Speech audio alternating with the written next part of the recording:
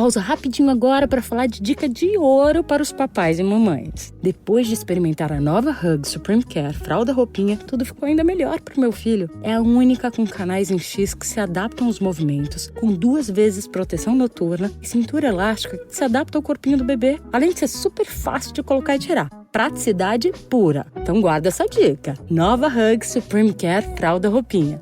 Bebê, estamos juntos nessa, mais do que nunca. Agora curta seu podcast. There's no place like the Qube.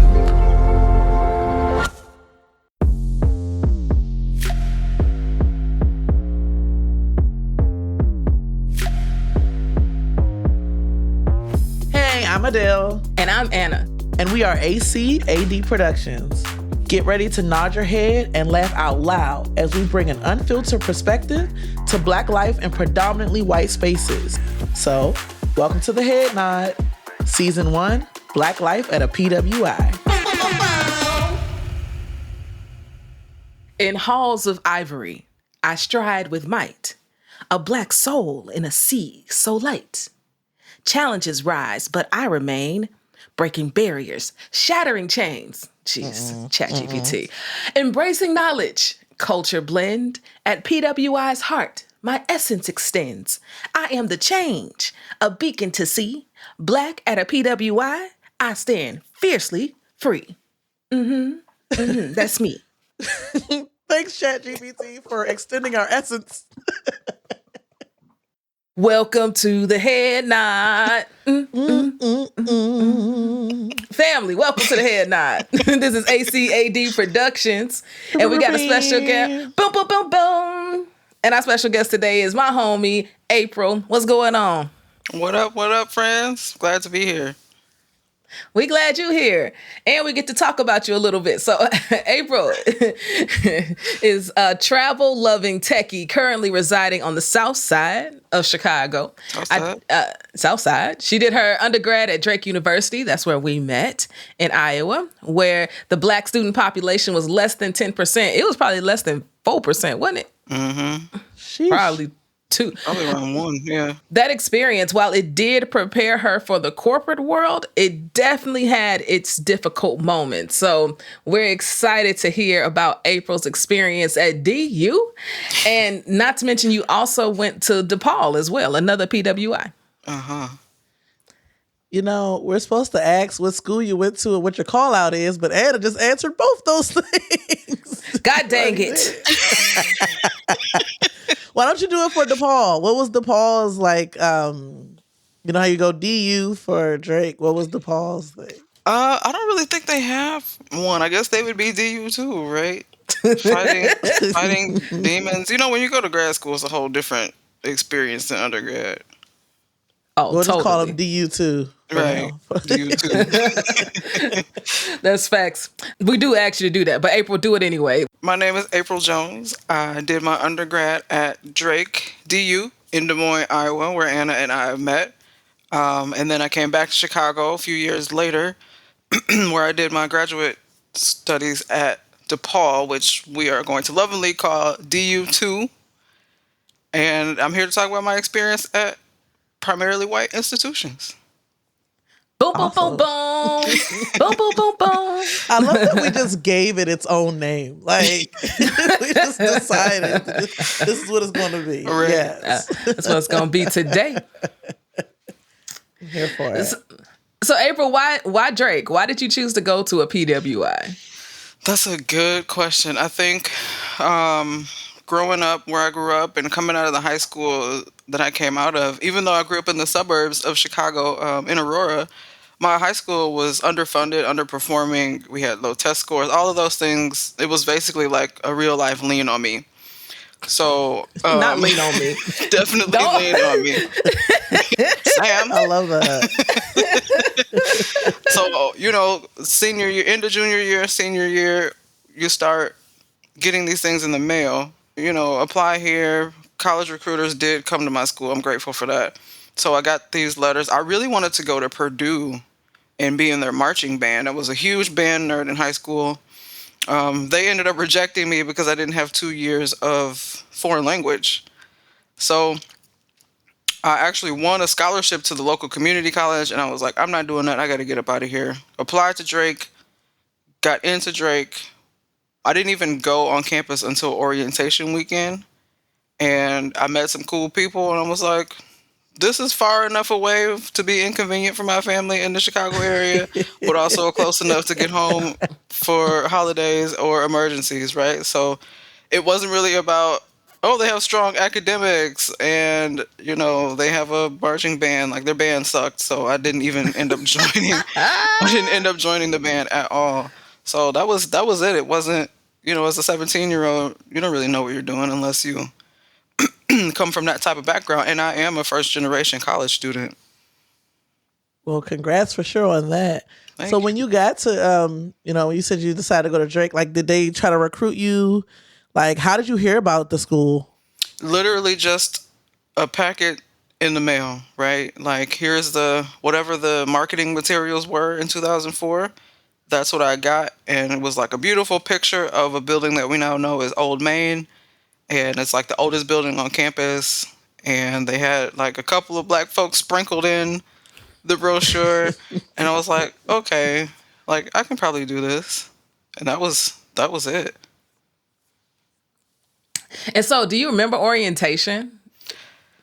Vaguely. I vaguely remember orientation. I just remember there being a whole lot of white people, right? And the high school I went to was very, very diverse. I think we had somewhere upwards of 60% Latina students. And I was overwhelmed by the amount of white people. Like I said, I grew up in the suburbs. There are white people, but it's a very diverse place, right? And I remember that. And in a space like that, I feel like people of color generally tend to migrate towards each other, right? So I met every black person that was at orientation, like, we met. Also, I'm an introvert, but I feel like being an introvert kind of draws people to you, right? With my resting bee face. So I'm just standing around like looking angry. And here come all these people like, hey, where you from? Welcome. I'm like, hey, I'm just here to be oriented. Not here to be oriented. I'm here to be oriented. But no, you're right. It is a bit of a shock because it's like you see white people, but then when you go in and it's like, whoa, that's a lot of white people here. Like, did you have a moment where you're like, you know, okay, once you're kind of standing there and you're figuring out you're now meeting these black folk, what was that parallel like for you? Did you decide, okay, I know I'm introverted, but I'm going to be cool hanging out with these black folk, or you know, where do I go from here? Yeah, that was pretty much it. One of my friends that I'm still friends with today was like all in her extrovert spirit that day that we met. She had already met my mom, and my mom had pointed her out to me, and she was like, we're going to be friends. Like, hey, I'm from the Chicagoland area too. So, hey, friend. And I was like, all right, we can do this. And then there were a bunch of seminars. There was one of the, I don't know what to call it, like orientation seminars was put on by a black woman named Wanda. And seeing her up on the stage, and she talked about diversity, and she talked about how, you know, blood, sweat, and tears are all the same color for everybody. And that was like motivational, right? So it was like, okay, there are allies here. There are some black people here. I can do this. Yeah. Speaking of allies and black people, where does Anna fit in there? Was she one of those folk came up to you, was like, hey, girl, hey? You know what? I don't remember exactly when we met, Anna. I don't feel either. like you was a welcomer. I feel like in my spirit, you was around there somewhere welcoming folk. I mean, I was. I mean, I don't know if I was still an orientation leader, though, when April came through. Because when April came through, I was a senior, right? You were a freshman. Yeah, uh-huh. And I don't know if I was still doing orientation leadership stuff at that point. I definitely was one of those welcoming people, though, at one point. I just don't know if I was still doing it when April came along. But I will say this. Dr. Wanda Everidge's speech, I probably knew it by heart because I heard it so many times at orientations. And she absolutely set the tone every single time. And I actually still quote her on my LinkedIn page. Dare to Dream was like her thing. And I still talk to her to this day. Wanda's everything. That's awesome. Yeah. She is amazing. She's an amazing person. Yeah. But I mean, we was definitely doing it. And by that time, I wasn't president of Coalition of Black Students either, I don't think. I don't think I did it my senior year. So, but I was around. I was definitely busy doing something. I'm trying to figure that out. What were you doing? Like greeting people, you're not president and stuff. I think I was tired at this point. Like, I think I was tired. I was tired. I think I had just the year before I had run for Student Activities Board president and I lost. And I had gotten another position in student activities where I was able to do events because Herschel was in charge and another Black person that was in administration at the time. So there was Herschel and Linda. Did you know Herschel? I do not know Herschel. Did he leave? It sounds like he did. Yeah, he left. He left. Right? This is almost 20 years ago, so... April was Anna too cool to meet y'all at this point? Like, I don't think. No, not at all. I still haven't heard when you met. Like, right. Did y'all meet? Are y'all friends for real? We did. I met all of did. Anna's friends first. I don't think me and Anna actually met until school started. Oh, Anna had to make her entrance. It's okay. I feel like, excuse me. I feel like Anna might have been one of the people that came to my room on move-in day, and just like they were searching for Black people and they found me. Right, there were like maybe 5 or 6 people. Jamie was the president of the Coalition of Black Students back then. Okay. She came to my room. I think you might have been one of the people that came to my room, and then there were a couple of y'all, you, Tasha, Ashley, that started inviting me to like events on campus. Like, oh, there's a speaker, you need to come here. Like, come with us. And so that was nice. Okay, yeah, that makes more sense. That makes a lot of sense. I had been, at that point, I was so tired. Senior year, you just be ready. Okay, but you was too cool at that point. That's no, what I was too tired. I was too tired at that point, and I probably felt like I had did my good deed. I had transitioned out and all the good things. But me, Tasha, Ashley sound about right. I'm surprised Ty wasn't there too. She may have been later. Cause me and that was like your resident queers. me, Tasha, Ashley together and make a lot of sense. Yeah.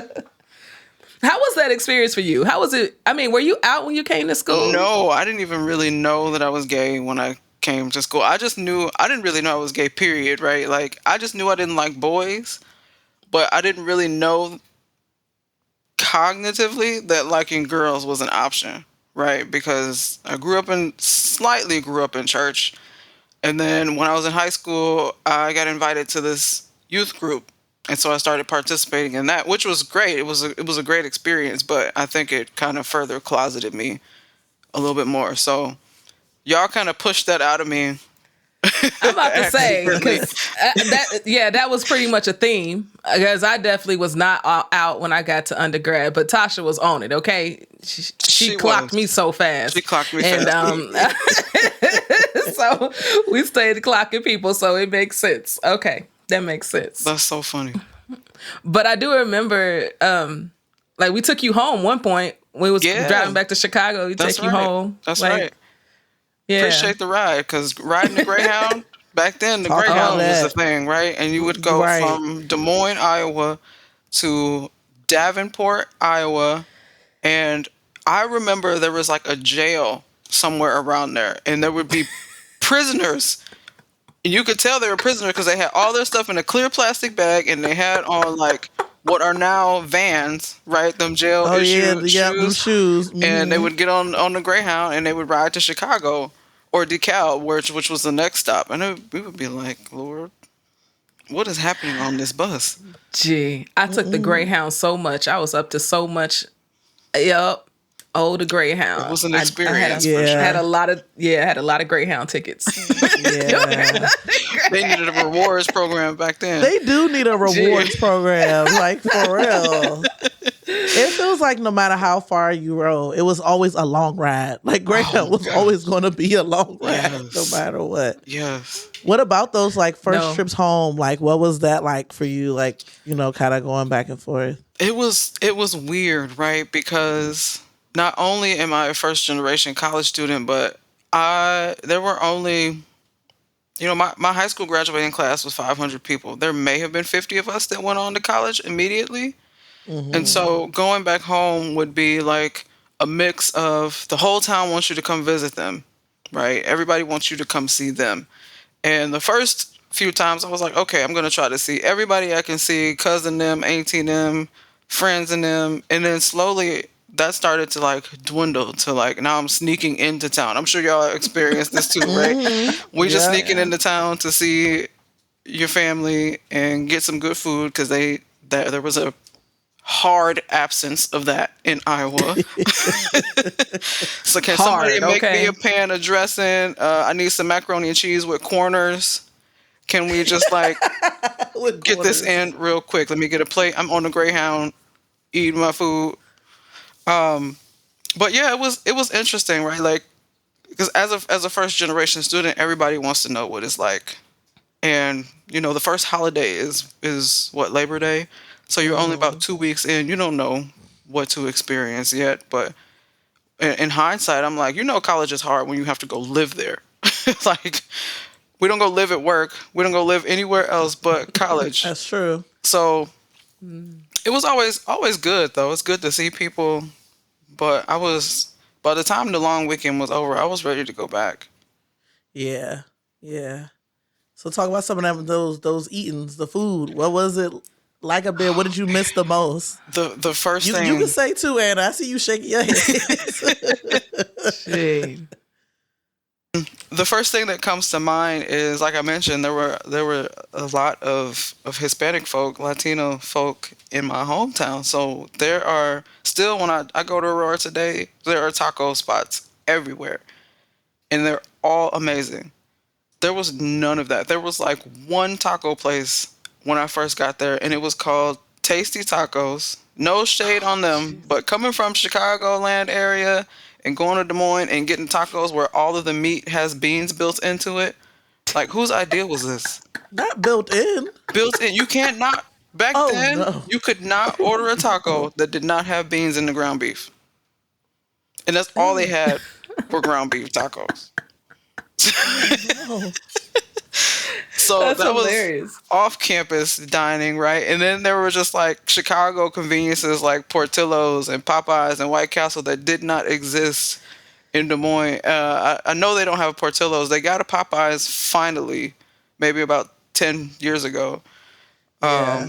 I still don't think there's a White Castle. There was no Dunkin' Donuts. There were no 7-Elevens. It's like I'm 4 hours away from home, but this is like a different planet. What was their spot? Like, we didn't have any of that either. We didn't have Popeyes. I remember I was so mad when they didn't have like a Popeyes or any of that. And KFC.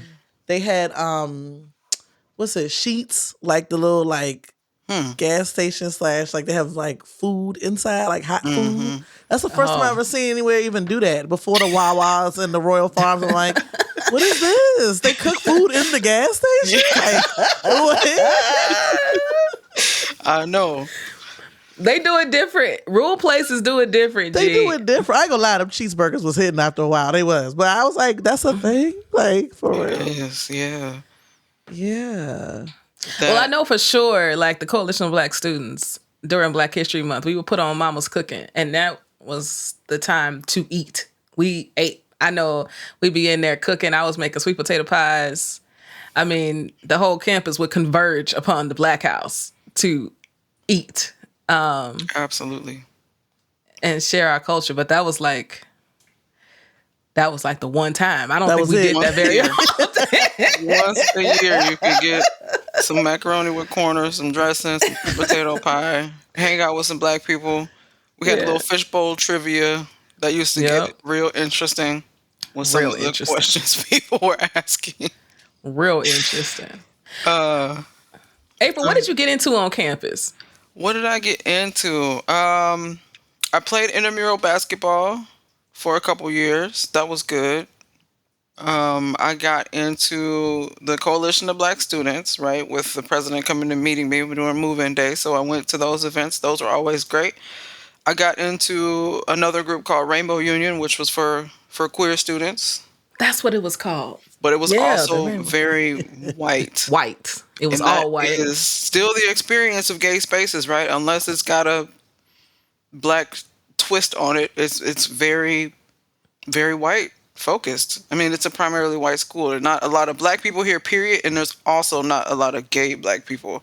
I think in 2004 it was you and me and Tasha and Ashley. Like, Like, that's why when you said we met you in your room, that sounded about right.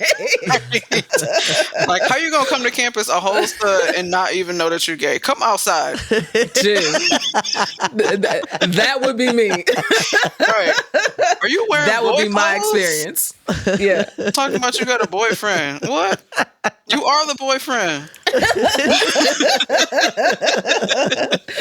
Get it together. Get it Stop all playing. together. Stop So playing. they got me together, but I went, the Rainbow Unit events did what they did. I went to my first drag show and just got to experience some of the queer culture, right? Learning about labels and obviously those things have expanded a lot over the last 20 years.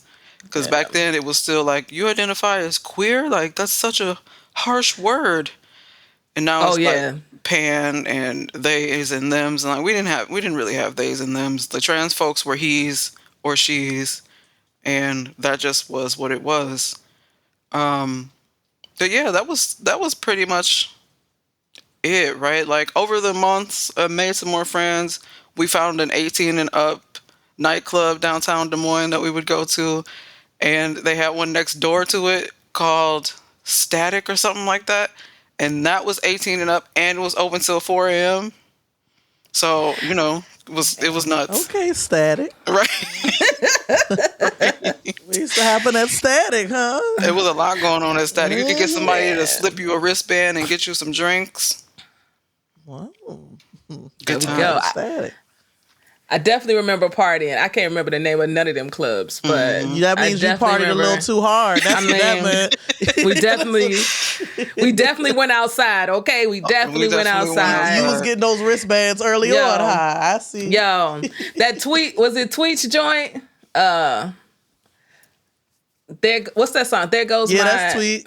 Yeah, that brings back some good memory. That's that juking at the house parties. Anna about to tell her herself. Go ahead. I see it all right now. It was great. Nope, I ain't saying another word. It was a wonderful time. You know I'm gonna have questions later off the record. Let me make a note to myself. Ask about Tweet. Ty and Theodore's house. That's all I'm gonna say, Anna. Ty and Theodore's house. Man, had a good times in that house. And that Ford Explorer. Man, the Explorer. Do you know that Ford Explorer is still running? My uncle still drives that Ford Explorer Get outta today. here. I tell you no lies. I saw it in my parents' driveway the other day. Dang. We had That's some gotta times. be like a 01 or 02 or something like that. It gotta be. It gotta be. So, backstory, Head Not Fam. My father and a couple of his friends actually drove me up a vehicle to undergrad. This Ford Explorer Sport. It was black. It was 2 doors. And then they drove back to Chicago that same day. And so then I had a truck. We did all types of things in that truck. That truck went to a lot of places. It seen to a lot of things. There was lots of smokes that happened up in that a lot of hot boxes that happened in that. It was a good time. Oh man, we used Good to hotbox time and had like go to the white frat parties and we would get out the truck and there would be just a cloud of like that Charlie Brown dude. They got that cloud over him. We would walk into the party and everybody would be like, "Damn, I'm kind of with y'all." Okay, all right. we was getting it was high." high as a kite. So many questions, but I would just keep them for later when Anna gonna tell me the real story. Oh man. Yeah. I've already said too much. No, you didn't. You ain't say enough. Period. Just know it was a good time. Know. It was we a good time. Know. The fans want to know. We want to know. Classic times. Oh gosh.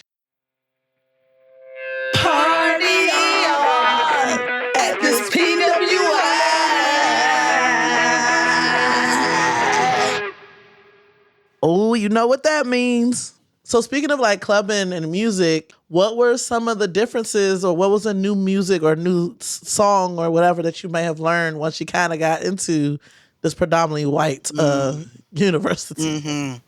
I will say being like I said, I was a band nerd, so that did give me more exposure to different types of music. I was always sort of an eclectic music listener, but moving to Iowa probably put me more on classic rock, 80s rock.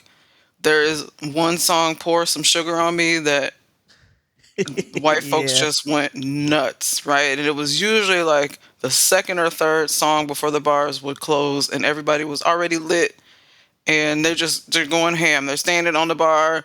They got the empty vodka bottles and they're pretending to pour it all over themselves and pour it all over each other. And it's just, that's the white people go nuts song in Iowa. But we also, we had our own little you digs going on. My sophomore year, my roommate was from East St. Louis. And that was when Young Jeezy's Thug Motivation came out, and that was like the anthem for our apartment. We used to blast the whole soundtrack every day because we were like, we are not going to let these people AC/DC us to death on our way to campus. But I am grateful for that experience, right? Because I know a lot more artists. I know a lot more music than I probably would have learned had I stayed home and went to community college in my comfort bubble. So it definitely, the whole experience as an 18-year-old, like you are forced out of your comfort zone. There's nobody there to make you go to school unless you got friends that are like, take your ass to class, man. What are you doing? But your mama's not coming to wake you up with breakfast and all of that good stuff. So yeah, the music, the people, the experience, having to walk across campus in the freezing cold. I swear, Anna, you can probably attest to this, but it gets colder in Des Moines than it does in Chicago. 100%. That frosty wind smacking you across your face. Like at one point, I remember walking. First thing in the morning. I remember wrapping my pajama pants around my face so just my eyes were out. Because I didn't have, like, what 18-year-old has scarves and mittens, right? You gonna get some after this walk across campus. You came from Chicago. You should have had that. You just grin and bear it in Chicago. You going straight to the car. Ain't no grinning in Des Moines. Not a grin at all. Not walking across campus. Yes. I remember what winter I scared the crap out of my classmates because I had the little scully thing that covers you from your nose down, and then I had the cap that covers my eyes and had an A on the top of it. And I had a big furry coat.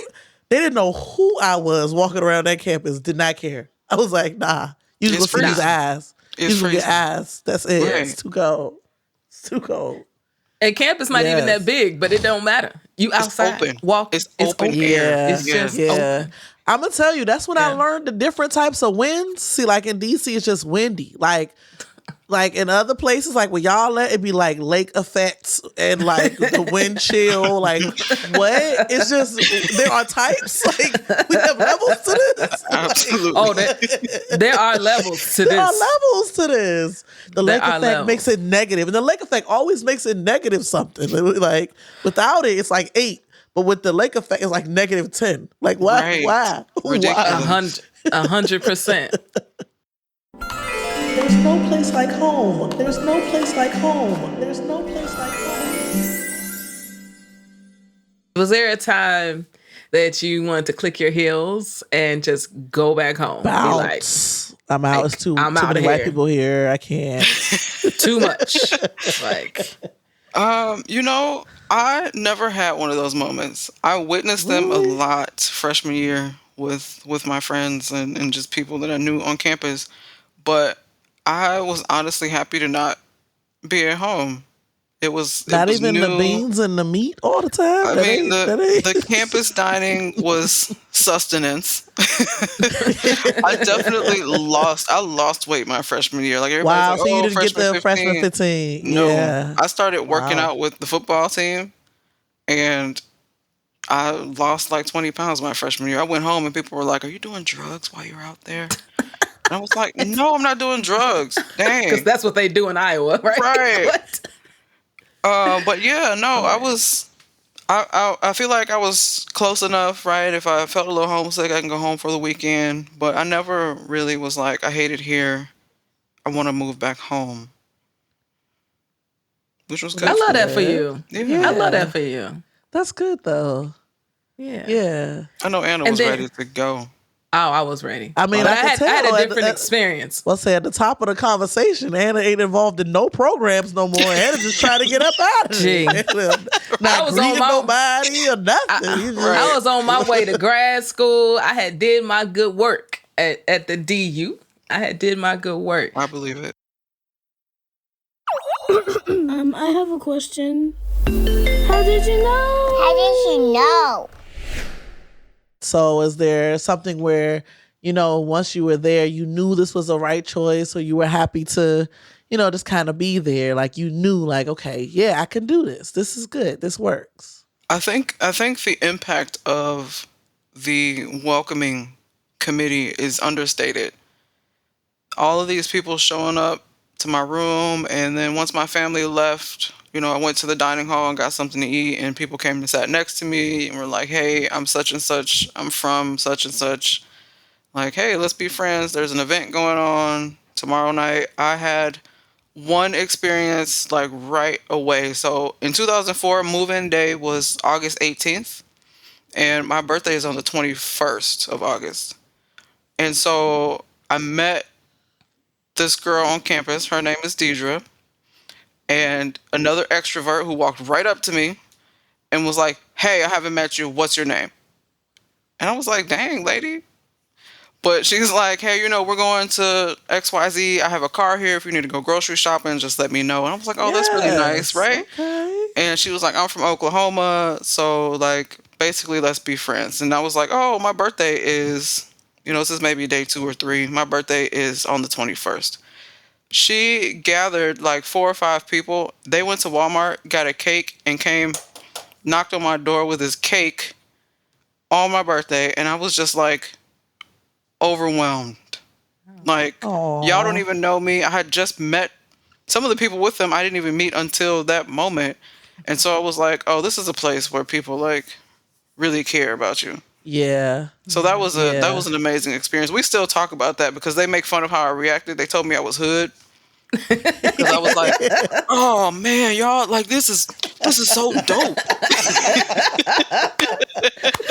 Chicago like, all where day. you from? Not Oklahoma. Not Oklahoma, and not Iowa. Not Iowa either. Yeah. And so for that And to big ups- happen like right away, it was like it left an impression, right? And I'm still Right. friends with those people. Yeah. And big ups to Yeah. Deidre. She actually ran for governor of Iowa. Like she stayed did. in Iowa. She What? did. Yeah. Yeah. Yeah, big ups to her. Wow. But no, I agree too, like in general with the whole, like those first couple of weeks and like the upperclassmen and how they interact with you, it does go a long way. It's not. I remember when I first got there, like to my school, and I was just like, this feels like sleepover high school because it's just like a bunch of like kids and we're sleeping here. We live here now, apparently. But then it's like once you kind of start walking around campus and meeting folk and like, especially the Black folk, and like they're welcoming you and it's very genuine. It's not just to like get numbers or, reach, whatever quotas that they're trying to reach, but they're genuinely trying to reach out to you. It does help the sustainability of their organizations, but still that goes a long way. And then you want to pay it forward. Like when I became upperclassman, I wanted to do the same, Agreed. for those coming in. So it's like, that makes a huge difference. That was really dope of them to do that. It was. This interview is exactly why we wanted to do this pod, because every Black person's experience at a PWI was not the worst thing that ever happened to them. Like, I feel like the narrative is that, we hate the schools that we went to, but that's just not the case. April was like, didn't even have a moment, okay? Not even a moment. So, we out here going to PWIs, surviving, but actually enjoying the experience too. I think that's why another reason why we wanted to do this pod.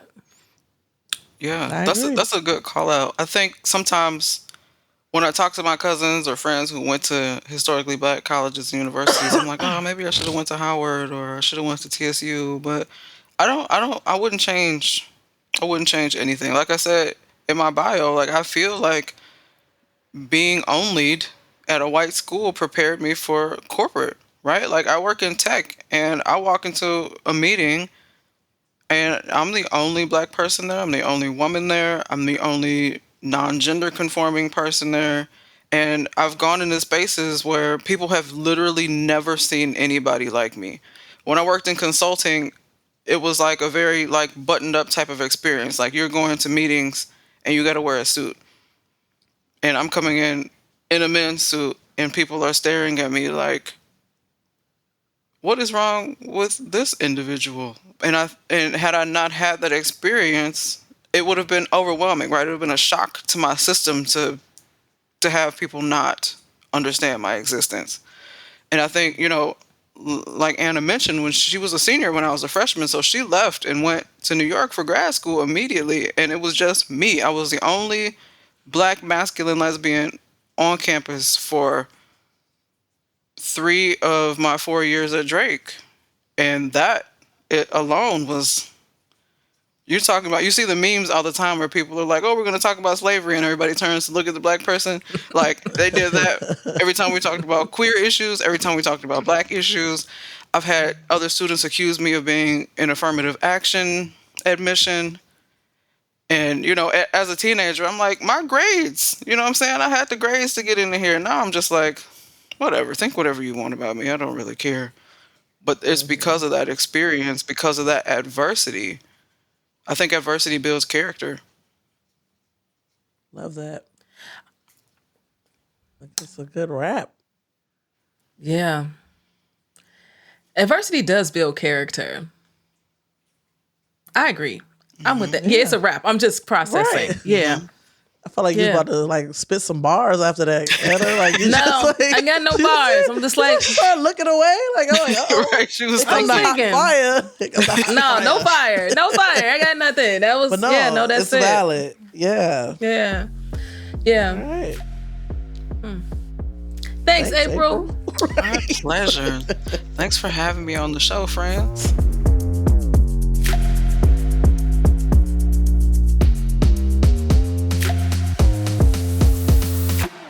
Thank you for tuning in to the Head Nod Podcast. Don't forget to subscribe and follow us on the Qube app and at DCP Official across social. Family, follow my sis Adell at I am Adell Coleman across all socials. And follow the coolest to ever do it, Anna DeShawn at Anna DeShawn on all socials. Listen wherever you get your podcasts. And if you really dig it, leave a rating and a review. Keep nodding your heads with us. Until next time, this is the Head Nod.